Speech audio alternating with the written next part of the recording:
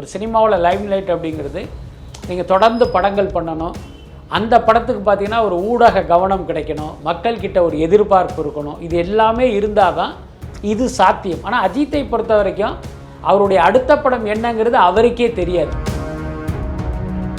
இப்போ அவருக்கு வந்து 2 சாய்ஸு, ஆக்டிங்கா ரேசிங்கா அப்படின்னா அவருடைய முதல் சாய்ஸாக ரேசிங் இருக்குது. அதனால் அதில் வந்து அவர் கூடுதல் கவனத்தை செலுத்திக்கிட்டு இருக்காரு. அதே நேரம் விஜய் குறித்த செய்திகள் பரபரப்பாக இருக்கும்போது, இப்போ உதாரணத்துக்கு சமீபத்தில் அந்த ஜனநாயகன் படத்துக்கு தணிக்கை மறுப்பு, நீதிமன்ற வழக்குன்னு இந்த மாதிரி பரபரப்பாக போயிட்டு இருக்கு. ஒட்டுமொத்த ஊடகமும் அதன் மீது கவனத்தை திருப்பி இருக்கிற நேரத்தில் அதை திசை திருப்புற மாதிரி பார்த்தீங்கன்னா இவர் ரேஸ் சம்மந்தப்பட்ட வீடியோக்களையெல்லாம் ஷேர் பண்ணார். பட் அப்படியே அது மக்களால் கவனிக்கப்படலை. அஜித்தை பொறுத்த வரைக்கும் எனக்கு தெரிஞ்சு கிட்டத்தட்ட ஒரு 7-8 ப்ரொடியூசர்கள்ட்ட சுரேஷ் சந்திரா போய் இந்த ப்ராஜெக்டை எடுத்துகிட்டு போனார். ஆனால் யாருமே அந்த படத்தை தயாரிப்பதற்கு முன் வரலை. விஜயினுடைய சம்பளத்தை பார்த்து தன்னுடைய சம்பளத்தை உயர்த்த ஆரம்பித்து இன்றைக்கி 185 கோடி கேட்குறாரு. அதனால் யாருமே முன் வரலை. தமிழ்நாட்டில் உள்ள தயாரிப்பாளர்கள் மட்டும் இல்லை, ஆந்திராவில் இருக்கிற தயாரிப்பாளர்களும் முன் வரலை. உண்மையில் விஜய் வந்து நம்பர் 1 அப்படின்னா அஜித் வந்து நம்பர் 10ல் இருக்கார். இதுதான் உண்மை. எப்பவுமே வந்து தமிழ் சினிமாவில் வந்து ஒரு நடிகர் வந்து லைம் ரேட்லேயே இருக்கணும்னு வந்து நினைப்பாங்க சார். அது நல்லதோ கெட்டதோ அவங்கள பற்றின செய்திகள் வரணும்னு நினச்சிட்டே இருப்பாங்க. ஆனால் இப்போ சமீபத்தில் விஜய் சார் குறித்து நிறைய செய்திகள் வருது, ரஜினி சார் குறித்து நிறைய செய்திகள் வருது, ஏன் இப்போ சிவகார்த்திகேயன் குறித்துலாம் கூட நிறைய செய்திகள் வருது சார். ஆனால் இப்போ அஜித் சார் குறித்து ரொம்பவே அமைதியான ஒரு நிலையில் வந்து இருக்கே சார். இந்த லைம் ரேட்லாம் வேணான்னு சொல்லிட்டு அஜித் சார் நினைக்கிறாரா, இல்லை லைம் ரேட்டில் வந்து அஜித் சார் இல்லையா சார்? அஜித் வந்து லைம் லைட்டில் இல்லைங்கிறது தான் 100% உண்மையான ஒரு விஷயம். இது நம்ம சொல்கிறது வந்து மற்றவர்களுக்கெல்லாம் ஒரு அதிர்ச்சியை கொடுக்கும். ஒரு சினிமாவில் லைம் லைட் அப்படிங்கிறது நீங்கள் தொடர்ந்து படங்கள் பண்ணணும், அந்த படத்துக்கு பார்த்தீங்கன்னா ஒரு ஊடக கவனம் கிடைக்கணும், மக்கள்கிட்ட ஒரு எதிர்பார்ப்பு இருக்கணும், இது எல்லாமே இருந்தால் தான் இது சாத்தியம். ஆனால் அஜித்தை பொறுத்த வரைக்கும் அவருடைய அடுத்த படம் என்னங்கிறது அவருக்கே தெரியாது. அந்த சூழ்நிலையில் தான் அவர் இருக்கார். ஸோ அப்படி இருக்கும்போது அவர் லைம் லைட்டில் இருக்காருன்னு யாராவது சொன்னாங்கன்னா அது வந்து ஒரு சரியான கருத்தில். என்னை பொறுத்தவரை சினிமா நடிகர் அஜித் வந்து லைம் லைட்டில் இல்லை, அதுதான் உண்மை. அதே நேரம் ரேசர் அஜித் வந்து ஒரு ஊடகங்களில் அடிபடுகிற ஒருத்தராக தான் இருக்கார். எல்லாத்துக்கும் காரணம் என்னென்னா அஜித்தினுடைய இந்த தனிப்பட்ட விருப்பம் தான். இப்போ அவருக்கு வந்து 2 சாய்ஸு, ஆக்டிங்கா ரேசிங்கா அப்படின்னா அவருடைய முதல் சாய்ஸாக ரேசிங் இருக்குது. அதனால் அதில் வந்து அவர் கூடுதல் கவனத்தை செலுத்திக்கிட்டு இருக்காரு. அதே நேரம் என்னதான் அஜித்தினுடைய ஒரு வெறித்தனமான ஃபேனாக இருந்தாலும் திரையில் பார்த்த அஜித்தை தான் அவன் ரசிப்பானே தவிர மைதானத்தில் கார் ஓட்டுற அஜித்தை அவன் ரசிக்க மாட்டான். புரியுதா இல்லையா? அது அவனுக்கு அவசியமும் இல்லை. அதனால் இந்த ரேசர் அஜித்துக்கு பார்த்தீங்கன்னா ஒரு பெரிய அளவில் வரவேற்பும் இல்லை, அட்டென்ஷனும் இல்லை. அதே நேரம் இவங்க ரொம்ப கஷ்டப்பட்டு அந்த ரேசர் அஜித்துக்கு வந்து ஒரு கவனம் கிடைப்பதற்கு ரொம்ப பாடுபடுறாங்க. பார்த்தீங்கன்னா வாரத்துக்கு 1 நாள் 10 நாளைக்கு ஒருத்தர பார்த்தீங்கன்னா இவர் கார் ஓட்டுகிற வீடியோக்களே, அந்த கார் ஓட்டுகிற மைதானத்தில் அவர் நிற்கிறது, நடக்கிறது, உட்கார்றது, டீ குடிக்கிறது, இந்த மாதிரியான புகைப்படங்களை வீடியோக்களை அவருடைய மேனேஜர் சுரேஷ் சந்திரா தொடர்ந்து போட்டுக்கிட்டே இருக்கார். அதிலும் குறிப்பாக விஜய் குறித்த செய்திகள் பரபரப்பாக இருக்கும்போது, இப்போ உதாரணத்துக்கு சமீபத்தில் அந்த ஜனநாயகன் படத்துக்கு தணிக்கை மறுப்பு, நீதிமன்ற வழக்குன்னு இந்த மாதிரி பரபரப்பாக போயிட்டு இருக்கு. ஒட்டுமொத்த ஊடகமும் அதன் மீது கவனத்தை திருப்பி இருக்கிற நேரத்தில் அதை திசை திருப்புற மாதிரி பார்த்தீங்கன்னா இவர் ரேஸ் சம்மந்தப்பட்ட வீடியோக்களையெல்லாம் ஷேர் பண்ணார். பட் அப்படியே அது மக்களால் கவனிக்கப்படலை. அதுதான் உண்மை. அதனால தான் சொல்கிறேன், நடிகர் அஜித் வந்து லைம் லைட்டில் இல்லை. இப்போ அஜித் சாருக்கு இந்த சினிமா மேலே இந்த ஆர்வம் குறைக்கிறதுக்கு வந்து என்ன சார் காரணமாக இருக்குது? இப்போ சக போட்டியாளர்கள்லாம் வேறு ஃபீல்டு போனதாலையா, இல்லை இதுக்கப்புறம் வர இளம் தலைமுறைகிட்ட வந்து நம்ம போட்டி போட முடியாதுன்றதுக்காக இந்த மாதிரி அமைதியாக இருக்காரா சார்? இல்லை, அப்படி கிடையாது. அஜித்தினுடைய நாட்டம் கார் ரேஸ் மீது திரும்பியது தான் முக்கியமான காரணம். இன்னும் சொல்லப்போனால் ரொம்ப வருஷத்துக்கு முன்னாலேயே அஜித் வந்து கார் ரேஸ் பக்கம் ஒரு காலத்தீக்கி வச்சார். அன்னைக்கு பார்த்தீங்கன்னா அவருக்கு 2 பிரச்சனை இருந்துச்சு. ஒரு பக்கம் என்னென்னா, ஒரு படத்தை பாதியில் விட்டுட்டு அப்படியே ரேஸ்க்கு போயிடுவார். இங்கே அந்த பாதி படம் எடுத்து வச்சுக்கிட்டு உட்காந்துருக்க தயாரிப்பாளர் பக்குன்னு உட்காந்துருப்பார். ஒரு பக்கம் செலவு பண்ண காசுக்கு வட்டி ஏறும், படம் முடிகிற வரைக்கும் நீங்கள் வட்டியை கட்டிக்கிட்டு இருக்கணும். இன்னொரு பக்கம் இவர் ரேஸுக்கு போய் ஒன்று கிடக்க ஒன்று ஆச்சுன்னா என்ன பண்ணுறது அப்படிங்கிற அந்த பயத்தில் அவங்க வந்து வயிற்றில் நெருப்பை கட்டிக்கிட்டு இருந்தாங்க. அதை வந்து இப்போ என்னை போன்ற பல பத்திரிகைகள்லாம் தொடர்ந்து எழுதிக்கிட்டே இருந்தோம். அது ஏதோ ஒரு வகையில் அஜித்துக்கு வந்து அதனுடைய ரியாலிட்டி புரிஞ்சு அதுக்கப்புறம் என்ன பண்ணிட்டார் அப்படின்னா, ஒரு படத்தில் நடிச்சுக்கிட்டு இருக்கும்போதே அதை பாதியில் விட்டுட்டு நம்ம ரேஸுக்கு போவேணாங்கிற ஒரு முடிவை எடுத்தார். இன்னொரு பக்கம் அந்த ரேஸுக்கு போகணும் அப்படின்னா அவருக்கு ஸ்பான்சர்ஷிப்பாக பல கோடிகள் தேவைப்பட்டது. அன்னைக்கெல்லாம் பார்த்தீங்கன்னா அஜித்துடைய சம்பளம்லாம் லட்சங்கள் தான். அப்போ இவர் என்ன பண்ணாரு, அந்த கோடிகள் இது ஸ்பான்சர் தேவைப்பட்டதுனால அதுக்கு ரொம்ப கஷ்டப்பட்டார்.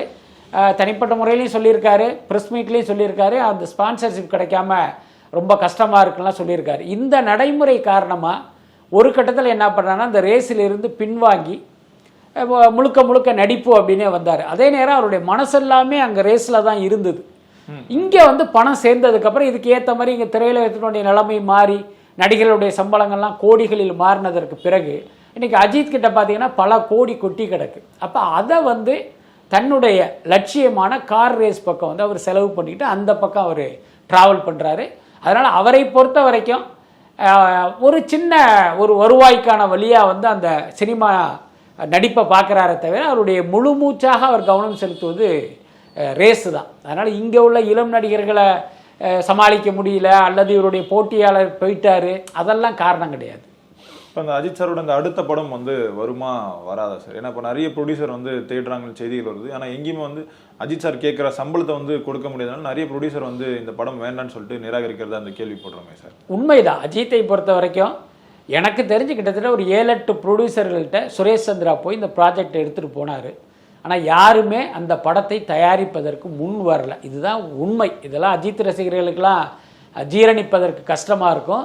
ஏன்னா இதுதான் உண்மை. பல பேர்கிட்ட வந்து இவங்க பேசி இவருடைய சம்பளம் 185 கோடிக்கு முதல்ல தெரிச்சு ஓடினவங்க தான் பல பேர். ரொம்ப உண்மையை சொல்லப்போனால் அஜித்துக்கு 100 கோடி கொடுத்து படம் எடுத்தாலே தயாரிப்பாளர் நஷ்டப்படுவாங்க. இதுதான் உண்மை.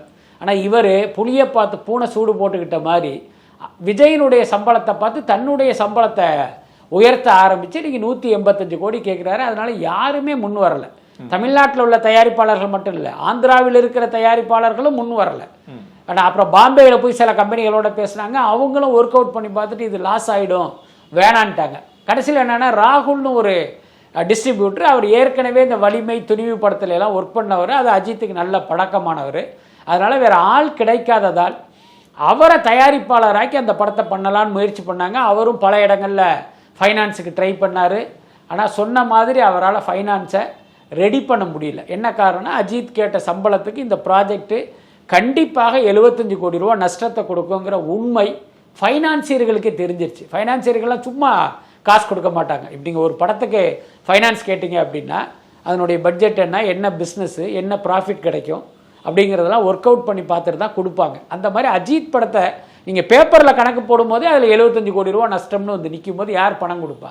இதன் காரணமாக ராகுலும் அந்த படத்தை தயாரிக்கலை. இப்போ எனக்கு தெரிஞ்சு மும்பையில் வந்து சில இன்வெஸ்டர்களை தேடிட்டு இருக்காங்க. அநேகமாக ரிலையன்ஸ் வந்து இன்வெஸ்ட் பண்ணுறதுக்கு தயாராக இருக்காங்கன்னு நினைக்கிறேன். இன்னொரு பக்கம் கோகுலம் கோபால்னு ஒரு விநியோகஸ்தர் சிட்ஃபண்ட் கம்பெனியெல்லாம் நடத்திக்கிட்டு இருக்காரு. அவர் அஜித்துக்கு கொஞ்சம் நெருக்கமானவர். ஸோ அவரை தயாரிப்பாளராக முன்னிறுத்தி இந்த ப்ராஜெக்டை நகர்த்தணுங்கிற மாதிரியான ஒரு முயற்சி நடக்குது. அது என்ன ஆக போகுதுங்கிறத நம்ம பொறுத்திருந்து தான் பார்க்கணும். இல்லை சார், இப்போ விஜய் சாருக்கு எந்த அளவுக்கு ஒரு மார்க்கெட் இருக்கோ அதே அளவுக்கு தானே சார் அஜித் சாருக்கும் ஒரு மார்க்கெட் இருக்குது. விஜய் சாருக்கு எந்த அளவுக்கு ஒரு ஃபேன்ஸ் ஃபாலோவிங் இருக்கோ அதே அளவுக்கு தான் அஜித் சாருக்கும் அந்த பெரிய ஒரு ஃபேன் ஃபாலோவிங் இருக்குது. எப்படி விஜய் சாருக்கு ஒரு ஓப்பனிங் இருக்கோ அதே மாதிரி தான் அஜித் சாருக்கும் ஒரு ஓப்பனிங் இருக்குது. அப்படி இருக்கும்போது அஜித் சாருக்கு இந்த மார்க்கெட்டிங் இல்லைன்னு சொல்கிறது வந்து எப்படி சார் சரியாக இருக்கும்? அதாவது ஒரு விஷயம் புரிஞ்சுங்க, விஜய் அளவுக்கு அஜித்துக்கு ரசிகர் கூட்டம் இருக்குன்னு சொன்னீங்க, அது 100% உண்மை. விஜய் படத்துக்கு ஓப்பனிங் இருக்கிற மாதிரி அஜித் படத்துக்கு இருக்குன்னு சொன்னீங்க, அதுவும் 100% உண்மை. ஆனால் விஜய்க்கு இருக்கிற மார்க்கெட் அஜித்துக்கு இருக்குன்னு சொல்கிறது வந்து 100% பொய். உண்மையில் விஜய் வந்து நம்பர் 1 அப்படின்னா அஜித் வந்து நம்பர் 10ல் இருக்கார். இதுதான் உண்மை. எந்த வகையிலும் இவர் வந்து விஜய்க்கு சமமானவரே கிடையவே கிடையாது. ஆனால் இந்த 2 பேரை 2 துருவங்களாக நிறுத்தி இந்த ஊடகங்களும் ரசிகர்களும் பண்ணுற அலப்பறையால் இவர் வந்து விஜயினுடைய போட்டியாளராக பார்க்கப்படுகிறாரே தவிர உண்மையில் வியாபாரத்திலும் வாங்குகிற சம்பளத்திலும் வசூல் அடிப்படையிலும் பார்த்தீங்கன்னா அஜித் வந்து விஜய் கிட்ட கூட வர முடியாது. இதுதான் உண்மை. இப்போ இல்லை, இன்றைக்கி வந்து விஜய் சினிமா விட்டு போயிட்டாருன்னே வச்சுக்கலாம். விஜயினுடைய இந்த ஜனநாயகம் நிகழ்த்த போகிற சாதனையை அஜித் தொடுவதற்கு 10 வருஷம் ஆகும். நீங்கள் வேணால் எழுதி வச்சுங்க. இந்த கிரிக்கெட்டில் பார்த்தீங்கன்னா கவாஸ்கர் வந்து ஒரு ரெக்கார்ட் பிரேக் பண்ணிடுவார், கிரிக்கெட்டை விட்டு ஓய்வு பெற்று போயிடுவார். அந்த ரெக்கார்டுங்கிறது அப்படியே இருக்கும். பார்த்தா ஒரு 10 வருஷம் 15 வருஷம் கழிச்சு டெண்டுல்கர்னு ஒருத்தர் வந்து அந்த சாதனையை வந்து சமன் பண்ணுவார். அப்புறம் டெண்டுல்கர் ஒரு சாதனையை நிகழ்த்துவார். அவர் ரிட்டையர்ட் ஆகி போனதுக்கப்புறம் பார்த்தீங்கன்னா தோனி வந்து அந்த சாதனையை டச் பண்ணுவார். அதுக்கு ஒரு 10 வருஷம் ஆகும். அப்புறம் தோனியுடைய சாதனையை பார்த்தீங்கன்னா கோலி வந்து டச் பண்ணுவார், அதுக்கு ஒரு 10 வருஷம் ஆகும். அந்த மாதிரி விஜய் சினிமாவில் நிகழ்த்துகிற சாதனையை அஜித் முறியடிப்பதற்கு மினிமம் 10 வருஷம் ஆகும். இதுதான் உண்மை. அஜித்தை பொறுத்த வரைக்கும் மக்கள் கொண்டாடுகிற ஒரு நடிகராக இருக்கிறாரே தவிர விஜய் மாதிரியான ஒரு வசூல் சக்கரவர்த்தி கிடையாது. இதுதான் உண்மை. இந்த அளவுக்கு இப்போ மார்க்கெட் குறையிறதுக்கு காரணம் என்ன சார்? இப்போ நீங்கள் சொல்கிறபடி பார்த்தா, அதாவது என்னென்னா, அஜித்தும் விஜயும் சமகாலத்தில் சினிமாவுக்கு வந்தவர்களாக இருந்தாலும் விஜயனுடைய கவனம்ங்கிறது 100% சினிமாவில் இருந்தது. அவர் எங்கேயுமே டைவெர்ட் ஆகலை. நம்ம சினிமாவில் எப்படி அடுத்த கட்டத்தை நோக்கி நகரணுங்கிற ஒன்று தான் அவருடைய ஒரே ஃபோக்கஸ்.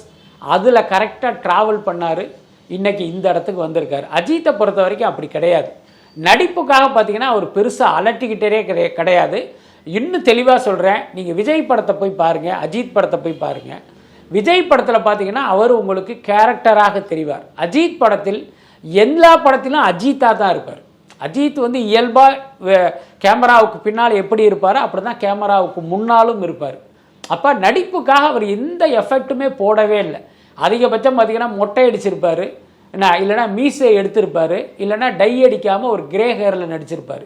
இதுதான் இவர் அதிகபட்சமாக ஒரு நடிப்புக்காக செய்த தியாகமாக எடுத்துக்க முடியும். ஆனால் விஜயை பொறுத்த வரைக்கும் ஆரம்பத்திலிருந்து இப்போ அவருடைய ஆரம்ப கட்டத்தில் அவருடைய நடன திறமையையும் இன்றைக்கி அவருடைய நடன திறமையும் பாருங்கள். அன்னைக்கு அவர் எப்படி ஹியூமர் காட்சிகளில் நடித்தார், இன்றைக்கி எப்படி நடிக்கிறாருன்னு பாருங்கள். ஆக்ஷனில் அன்னைக்கு எப்படி இருந்தார், இன்றைக்கி எப்படி இருந்தார்னு பாருங்கள். மிகப்பெரிய வளர்ச்சியை நீங்கள் பார்க்கலாம். ஸோ இந்த இன்வால்மெண்ட்டு, இந்த இதுதான் வந்து அவரை வந்து வேறொரு இடத்துல வச்சுது. அஜித் வந்து அந்த மாதிரி இல்லாததுனால அவர் வந்து பின்தங்கி இருக்கார். பொறுத்திருந்து பார்ப்போம் சார் என்ன நடக்குதுன்ட்டு. ரொம்ப நன்றிகள் சார், எங்களோட நேரம் நன்றிக்கு. நன்றி சார். நன்றி.